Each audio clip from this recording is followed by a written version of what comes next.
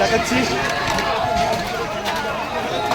এই মুহূর্তে বর্ধমান শহর থেকে সবচেয়ে বড় খবর, আরজিকর ঘটনা নিয়ে জেলা বিজেপির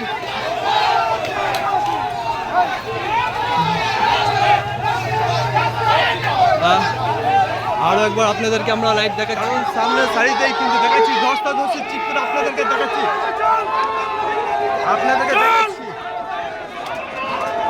পুলিশ কিন্তু সরিয়ে দিচ্ছে, আপনাদেরকে দেখাচ্ছি। বিজেপি কর্মীদেরকে পুলিশ কিন্তু সরিয়ে দিচ্ছে, আপনাদেরকে আমরা দেখাচ্ছি যে মহিলা পুলিশ কর্মী কিন্তু চলে এসছে এবং তারা সরিয়ে দিচ্ছে।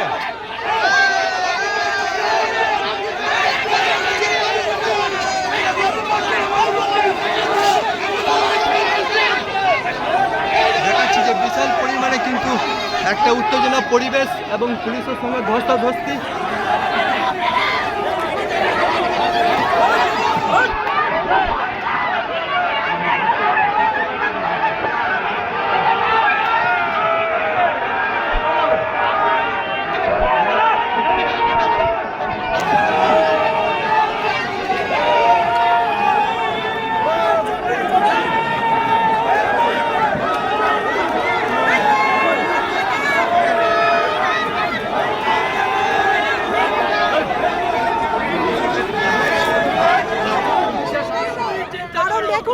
ধর্ষণটা খুনটা হয়তো ওনার হাতে ছিল না, কিন্তু শাস্তিটা তো তার হাতে ছিল।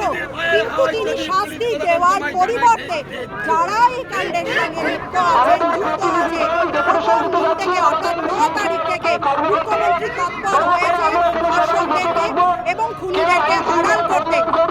সবথেকে বড় ক্রিমিনাল মুখ্যমন্ত্রী নিজে, একজন হয়ে তিনি বলছেন যে সমস্ত জায়গার প্রমাণগুলোকে মুছে দাও, কারণ তার নির্দেশ ছাড়া নিশ্চয়ই হচ্ছে একজন ডিজি বা সিপি গিয়ে কোনো কিছু করতে পারে না, যদি করে তাহলে কেন সাসপেন্ড করা হয়নি। তাই সব কিছুর মূলে মুখ্যমন্ত্রী নিজেই। তাই তার দাবি আমাদের একটাই, দফা একটাই, সেটা হচ্ছে মুখ্যমন্ত্রী অর্থাৎ মমতা ব্যানার্জির পদত্যাগ।